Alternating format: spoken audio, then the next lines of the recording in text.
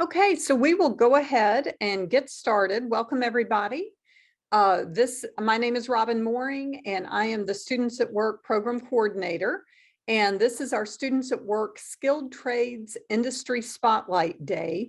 And this session is focusing on HVAC. So I'm going to go ahead and turn it over to Bruce Bowman with Davidson Davie Community College. Good afternoon, everyone, and thank you for joining us today. Again, my name is Bruce Bowman, and I am the instructor here at Davidson Davie for our air conditioning heating program. I've been in the heating air conditioning business since 1991 and here at the college since 2000. Next slide.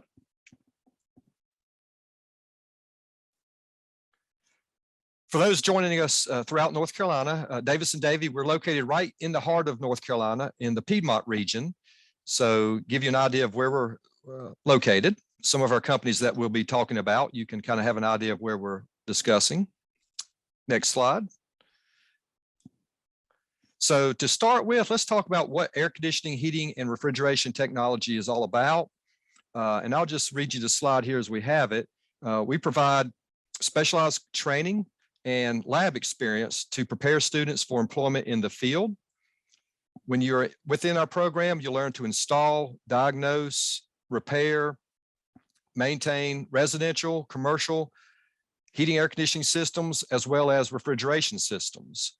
Kind of tying this in with current news, just today, it was announced that our federal government has implemented new standards for indoor air quality in schools. So I was just talking with our class earlier this morning about how that's going to impact our industry with some updating of indoor air quality equipment and such. So we cover all aspects of indoor environments.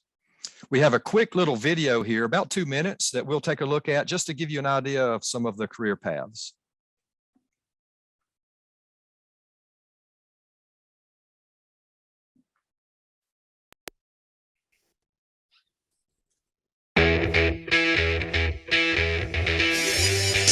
This is one of the most important industries I think the world has. We keep you cool in the summertime, warm in the winter. This is one of the few jobs that you can take anywhere with you. Our company won't be downsized, it won't be outsourced. This is an industry, obviously, heating, air conditioning, that we're all going to need always. There's always going to be a need for someone who can install and fix that type of equipment. But really, that is just the service side. There's also the design side, the application side, sales, marketing, all the things that you'd normally go to university and study business in can be applied to this field. The future of the industry is going to be technology. The technology's come so far, it's not just changing capacitors and fan motors like it was years ago and breaking out the old Freon jug and shooting some gas in it. It's not like that anymore. Now that you can even turn on your heating and your air conditioning from your cell phone, it is a huge leap in technology that a lot of people already have the skills for just by doing computers, software. They're using computers, of course, to control mechanical systems, and I think that's very attractive to the newer generation. When I was in school, guidance counselors never talked to me about a specific career. It was always college, college, college. And now there are degrees in HVAC, environmental design, building design, great opportunities, again, that all encompass heating and air conditioning. I think it's an industry where you have a lot of potential as far as a career goes. There's a lot of advancement opportunities in this industry, and you can make a very decent salary in it as well. When you can solve a person's problem and be the only guy in town who is willing to do that, you basically have made your own market and can make your own money. I was able to purchase my own home in a major metro city off the earnings of an apprentice. So as my friends were struggling with college debt, I was developing my career path. I tell my students all the time that if you're going to be good at this, you have to have a passion for it. You have to want to do it. Give it some consideration, and then if you have interest in it, I would say, giddy up. There's a lot of opportunity. To me, I see this trade as a fine line between what I do versus what a mechanical engineer does.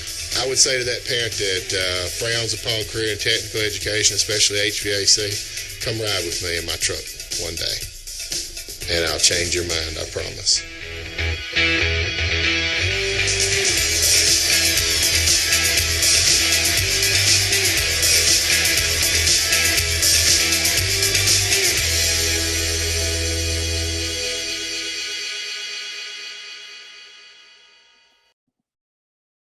Okay, thank you, Emily. A few little highlights from that video. Number one, they talked about technology. We have several more slides to look at, a lot of photos to take a look at, and we'll see the technology in use with our equipment. Most of us are probably familiar with our smart thermostats at home to keep this familiar with what we deal with every day at our own homes. We have learning thermostats, geofencing, where your thermostat recognizes you leaving and returning home based on your phone. So there's a lot of technology that continues to slip into our industry. They discuss passion with that video, and whatever you choose, you've seen a lot of career paths today, or you will be learning about more of those career options down the road. If you have that passion for the career, there's unlimited opportunities. What I say, and what we often hear our companies that visit our class say, is have a plan. For us, we have a one-year program. Again, we'll talk more about that here in a little bit. But if you complete our program with another 1 or 2 years of experience in the field, you're then qualified to take a state exam to earn your state license. And all of that would be completed by 4 years time period, which is when some of your friends that may go off to a 4-year schools are just then entering the workforce. And for those in HVAC, we have our schooling behind us, we have some field experience behind us, maybe even a license, and you're in the range of pay that's well above what we're looking at now. So for those entering the field in North Carolina, there's an exceptional growth rate. There has been for years. This is nothing new. Salary, that number gets bounced around quite often. What I tell our students is take a visit to some of the online job search engines, Indeed and so forth. It will depend on your drive, passion, and what you learn, what you bring to the table. But typically Piedmont Trad salaries around $40,000 entry, on up from there with a couple of years experience. So again, with that 2 years of experience with school, once you had that 3 to 4 years behind you, you're well above those that'll be entering a career path from a 4-year university. Salaries are rewarded based on our growth. And again, finances will not be a concern to those that enter this field. Next slide, please. So this is a slide listing some of the local companies that we have hiring our graduates. You may have some of these companies located in your area, regardless of where you're located in North Carolina. We have at the top Brady Train. They're throughout the East Coast of the United States, based out of Greensboro. Excellent company, does a lot of commercial work. Johnson Controls, a worldwide company. Johnson Controls takes care of our campus here at Davis and Davie. They have staff on campus every day. They're basically located on campus, taking care of our equipment. Large locations like possibly Greensboro Coliseum or some of the hospitals, they also employ Johnson Control techs who report to those locations daily. They also have techs that travel, that go to different locations based on the need that day. Some local companies that we have, Eanes Heating and Air Conditioning, Webb. In your area, I'm sure if you turn on the early morning news, you'll have, like we do, advertisements from your local HVAC companies, early morning newscast. Wake Forest Baptist Hospital, High Point Regional, Lexington Hospital, we have folks at those locations. Beverage Air, another location in Winston-Salem. Their base for service and R&D is up in Winston-Salem. We have folks there. Davidson Heating and Air, Logan Avery, Lennox corporate accounts. We have folks that have worked for Lennox, and those folks take care of their corporate accounts like a GameStop, maybe a Home Depot. So they're not working for a individualized company that sells Lennox equipment. They're actually working for Lennox, taking care of their larger accounts. We have Piedmont Service Group, Hoffman & Hoffman, another commercial company. Pro Chiller, we'll look at those folks in just a little bit. Pro Refrigeration, and plenty more. Circle K, Waffle House, those companies have their own staff who take care of their, what they refer to as their hot and their cold side. So anything that takes care of the cooking, anything that's part of the refrigeration, freezing section, we have folks at those locations, and so many more. And again, we'll look at some of those as we go through our slides. So before we get into some companies, let's take a look at our lab here at Davis and Davie. And you take a look at this shot. If you go through the photo over on the left, just above the green item here, you'll notice a reach-in cooler like you would find maybe at a convenience store where you'd have refrigerated items. We have gas furnaces, oil furnaces, heat pumps, air conditioners. Everything is functional, and students are in here every day.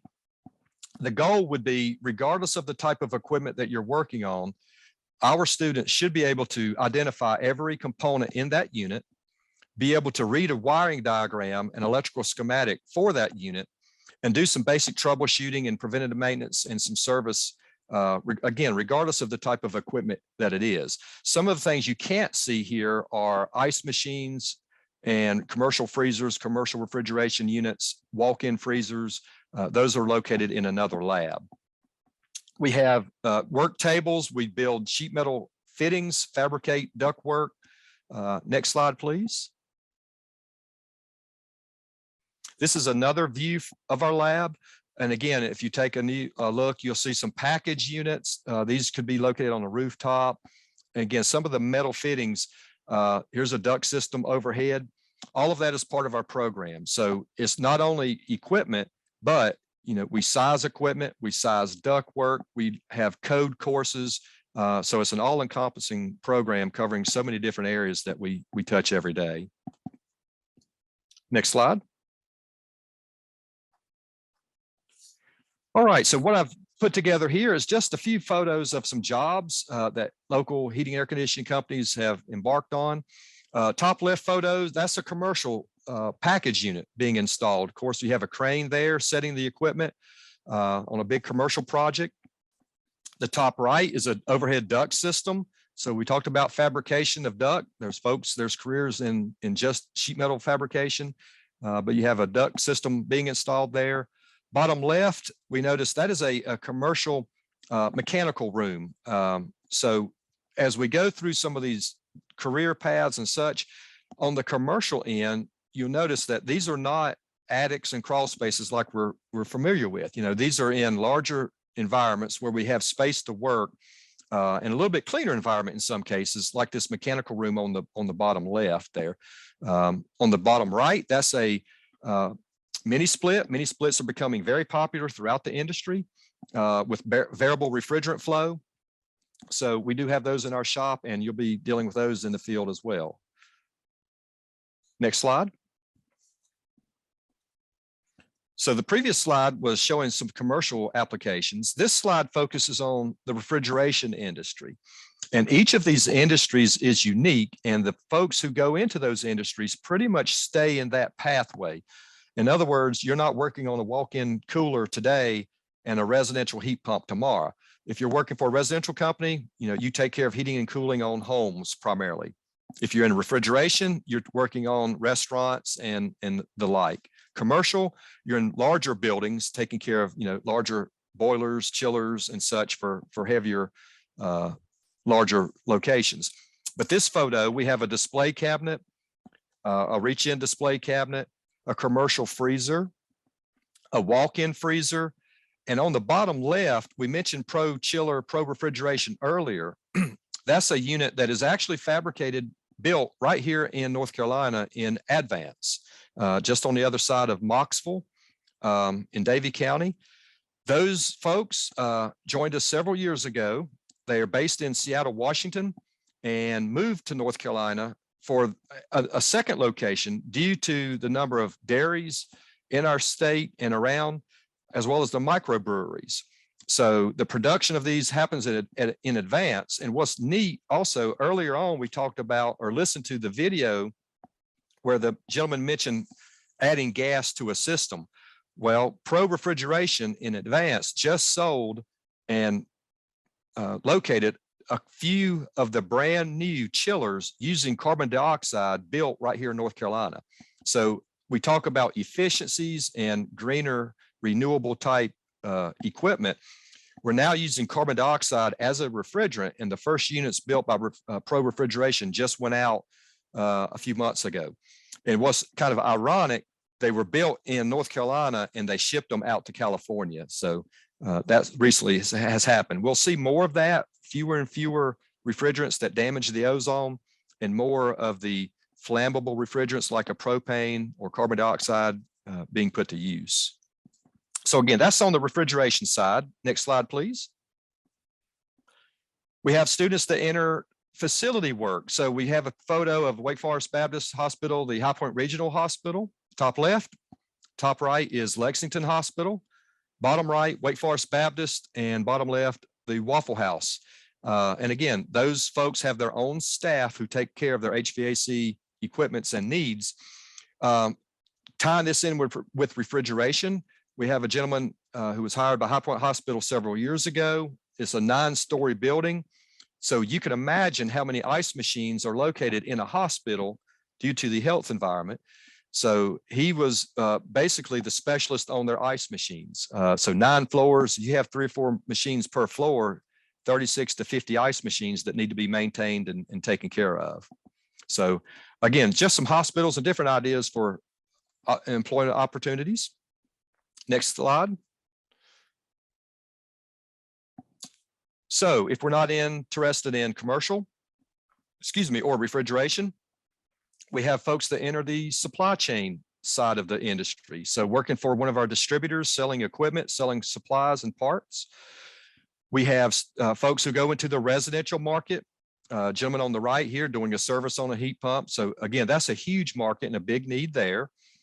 We also have folks that after a few years, they decide, I want to change. So we have folks that are now inspectors for local cities and counties, which is kind of unique. That's kind of a neat thing. We have people that own their own businesses. So plenty of opportunity to grow. We have a lot of companies visit us, talk to our class, and many of those companies have recruiters, if you will, who have went through the program, 5, 6, 7 years ago, and they're now coming on campus to do the recruiting. So, in a few years with some serious work and passion to your field, you're really unlimited on where you'll possibly go. Next slide. Transport refrigeration. This is another industry. We're throwing this one out there. Maybe you're interested in transportation, automotive, heavy equipment, diesel. Well, these refrigeration units that are located on these truck trailers are basically powered by a Kubota diesel engine, just like you would find on a tractor. So you need 2 skill sets, the mechanical mindset repairing a Kubota diesel engine, and you need the refrigeration background. It's hard to find that person. So if you obtain one of the 2 specialties, then most often they're going to train you on the other. So again, just as we go home, this afternoon, we're driving down the highway or the road. Look at these tractor trailers, Harris Teeter, Food Line, Publix, Tyson Foods, milk production, Goodyear Rubber. They have to maintain their rubber for manufacturing at certain temperatures. And we're taking care of that with these units. A lot of training involved. You can go to Syracuse for Carrier Transit Code training in New York, or down in Athens, Georgia for factory training.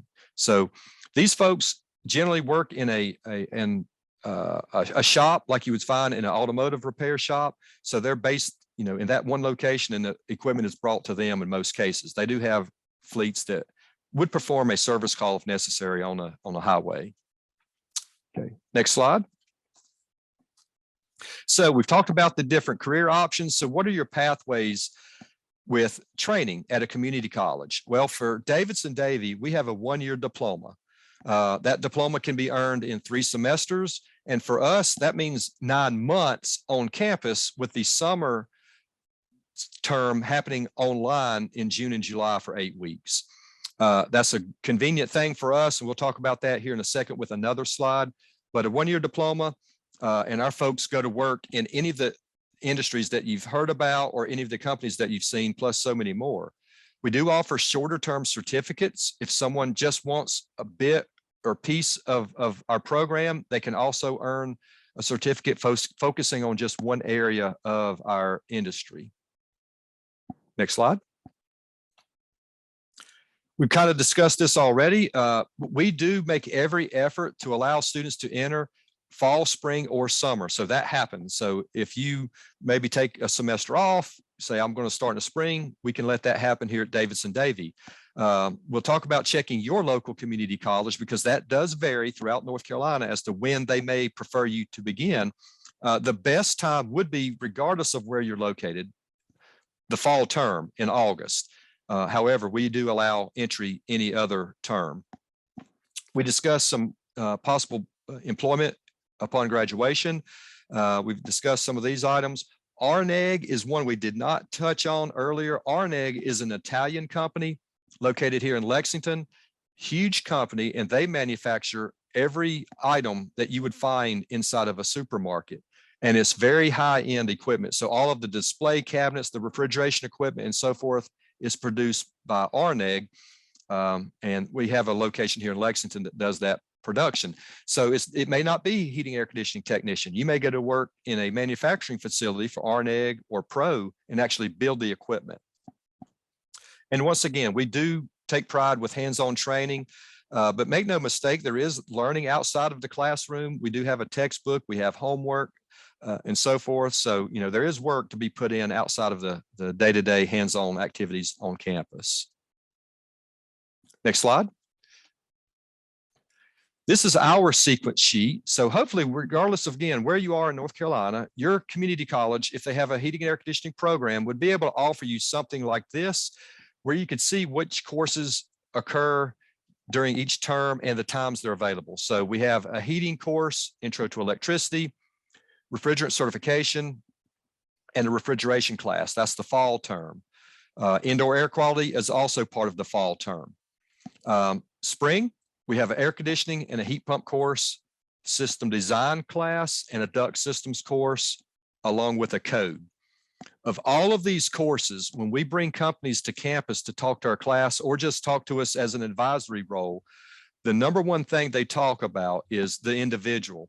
And this customer relations class here in the fall is one of their main focuses for our graduates, because we are building relationships with our customers and having that, because we're the face of the company, right? They're who they see. We are who they see when they call in any company that they're needing assistance from. So being able to interact with customers, handle complex situations in an appropriate fashion, you know, that customer relations is a big part of what we do. Again, it's more than service. The system design course allows us to determine equipment size, duct size, which will help us when we go out to troubleshoot units. And the code course, of course, that's huge because we have to install systems to meet code at a minimum. In the summer, you see the English and the math. Next slide. So the next steps, visit your community college, make a contact, talk to the instructor, tour their lab. We offer tours on campus all of the time. I have emails from students come in personally. I will meet with them morning, noon, evening, whenever it's convenient. If they need to bring a friend, a parent, what have you, we welcome that. Any college should throughout the state, but do take the time to invest and see what they have to offer. Check their lab out. What can you learn from their lab? What kind of equipment do you have to work on? So making that connection is very important. Right here in the Central Piedmont, students have a choice. They can come here, Davidson-Davie, Forsyth Tech, Guilford Tech. All of us have a program. And, you know, it would be wise for those students, regardless of the county, to take a tour of those labs and pick the program, the instructors, the equipment that suits the needs that you have, because there is so many different options for you to take. Next slide. So we're looking like we're good on time here, and we wanted to leave plenty of time for questions and answers. So what can we answer that you may have through seeing our videos or slides or hearing me talk, or maybe questions that you brought in before we met today? Yeah, any questions you guys have, you can go ahead and drop them in the chat. We already have one. For the industry as a whole in North Carolina, are there internships or apprenticeships for high school students? Very good question. And I'm speaking specifically for heating and air conditioning. On our campus, we do have apprenticeships, you know, for our students in many program areas. Machining for one, that electrical, electronics, industrial systems, they have apprenticeships. For heating and air conditioning, due to our work environment, the nature of what we do, we're climbing on buildings and so forth. For our students, they do find employment part-time through heating and air companies. And the companies will hire them just as they would any employee, full, part-time employee. And that student would work with them after class, if possible, during the summer, during breaks. So that is the best way that we have in our program for students to make a connection with industry. And usually that transfers right over to full-time employment once they graduate. So there are those opportunities. Every program would be unique throughout the state. So make those connections again. But there are opportunities, and we have had many students that do work part-time, for a heating and air company. It's not a formal apprenticeship. They simply have listened to some of the visitors we have on campus who come in, do recruiting, or the companies like we have here talk about. The student makes a contact, an email, and goes and talks to them, and next thing you know, they're working for that company.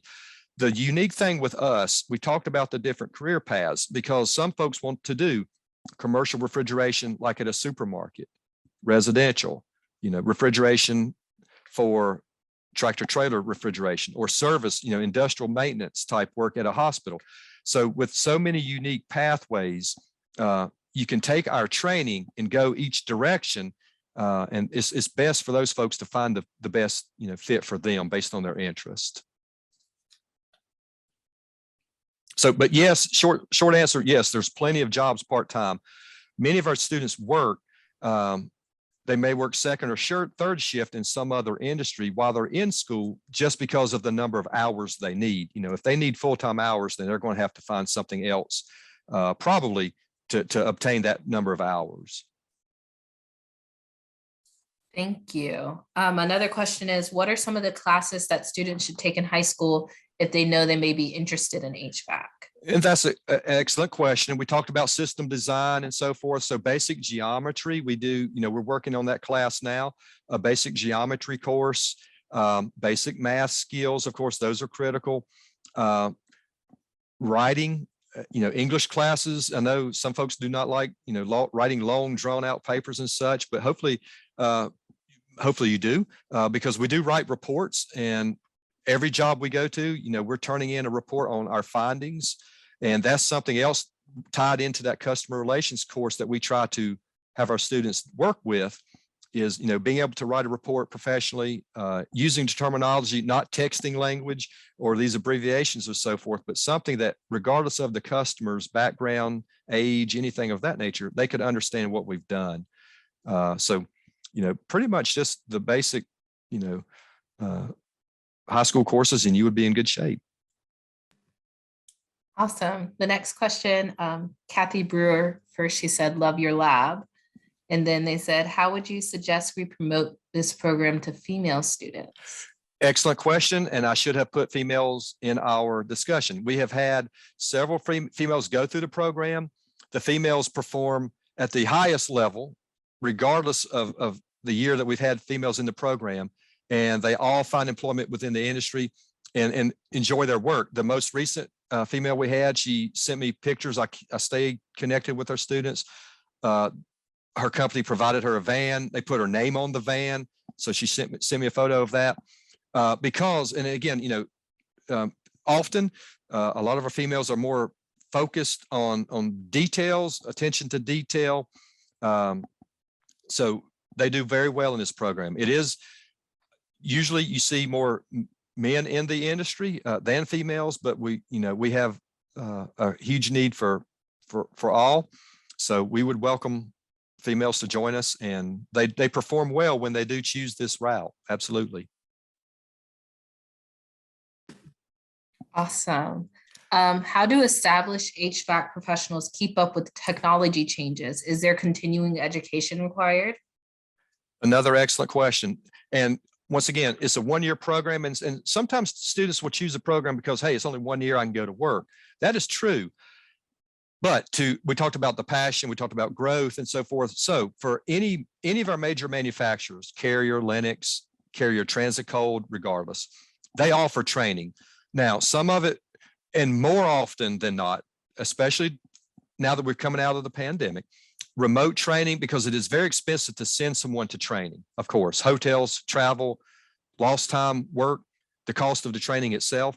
So we see a lot of training that's done through Zoom, or is done at your own pace. You complete the training, you get increases with pay and, you know, raises or advancement within your company. So training is there. It's a personal thing that you may do online remotely, but we also send people to training. So like I said, Carrier Transit Code in Syracuse, New York, excellent. You can send folks in North Carolina, Charlotte, Raleigh, Greensboro to Carrier schools or Lennox schools. Lennox has a program they call Build-A-Tech. I believe it's in Pennsylvania and Texas. 2-week sessions is several $1,000s, but once a candidate has been employed maybe a year or two, they're ready to take that next step, then a lot of companies will send their techs to these training sessions for 1 or 2 weeks, invest in that technician, you know, for more training. So it's ongoing. We have a lot of stuff online today, YouTube, not just, you know, anybody's channel, but manufacturers put all of their training on YouTube for their, you know, company. Why do they do that? Because they do not want items replaced that are not broken. We get so many return parts where there's nothing wrong with them. We want people to know how to work on them that are in the field. So a lot of that we used to fight for and have to buy and, you know, really scratch and claw to get. Manufacturers now, it's out there on YouTube, it's out there available, or it is a restricted site through the manufacturer of a Carrier, Train, Goodman, whatnot, that once you're selling that equipment and working for a company, they would give you access to restricted training sites for, you know, further advancement. So it's an ongoing thing. Codes change, you know, like we're seeing now, refrigerant changes. We're getting away from the ozone depleting refrigerants, and efficiencies are going up. 2023 in January, our heat pump efficiencies go up, our SEER ratings. Those of you joining us that don't know what that means, SEER, S-E-E-R, that would be to us, heating and air folks, like miles per gallon with your automobile. So the higher the SEER, the higher the mile per gallon, if you will. So with that comes more technology and more training. So that's only going to continue. Awesome. What do you think the job market will be like for the next 5 to 10 years? Do you foresee it growing? Absolutely. We had a training session, not a training, but a recruiting session this week. And the average age of one branch of our industry is 54 years old. So I've been in this once again since 1991.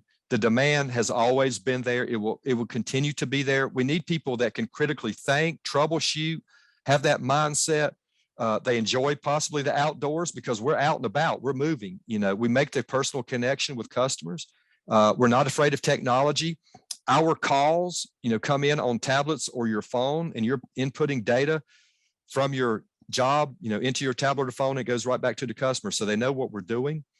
So, you know, it's not going away. Everybody knows, you know, we all have cooling and heating and refrigeration needs, medical needs with refrigeration. So it's only going to get more insane. They're battling already to get folks. So it's only going to be more intense. Another question is, what is your favorite part of HVAC work? Working with customers, the developing of relationships.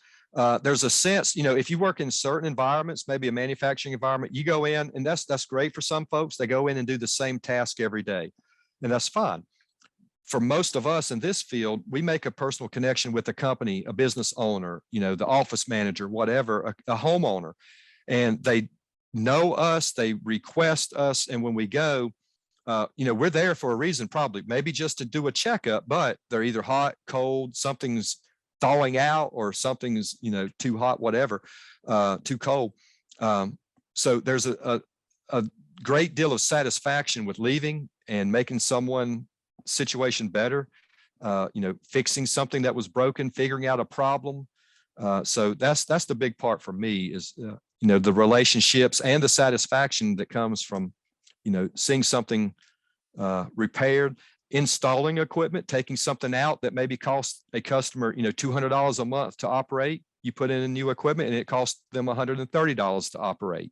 So those are, good feel good moments that make this, a very satisfying job. What are some of the skills that you think beyond the classroom that you would need to be successful in this career? So like time management skills or stuff like that. You're very much independent. So, a lot of today, our technicians do not go into the office. So you'll get your calls on your phone or tablet. You don't go into an office, you're by yourself. So, you leave from home, go to work at the different locations. So absolutely time management, paperwork, documentation, of course, the business side of it from a technician side, but there's also, we didn't talk about the skills. We use torches. So using the oxygen acetylene torch, because we make a lot of connections with our torches, electrical skills, test instrument skills, climbing, crawling, not necessarily afraid of heights, tight confined areas, possibly uncomfortable temperatures, because, again, we're out there taking care of problems. And usually when it's mild, we don't have a big issue.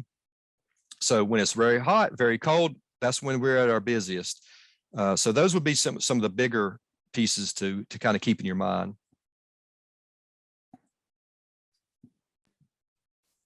Okay, and do we have any other questions? Anybody else want to ask anything else in the chat? I'll give them like a minute.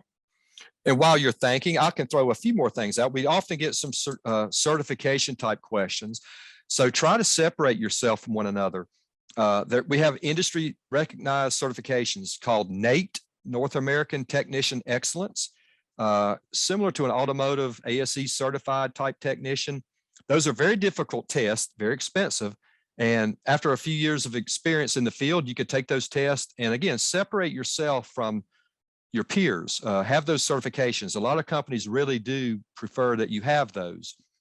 To start work within our program and most others, you will earn your EPA Section 608 refrigerant certification.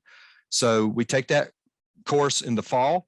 You take the state exam in the fall and hopefully pass that certification class. That allows you to work on systems that have refrigerant in them, or where you could possibly release refrigerant. That is a definite requirement, period, no matter where you go to work. So that would be a starting point certification that you should obtain from your training.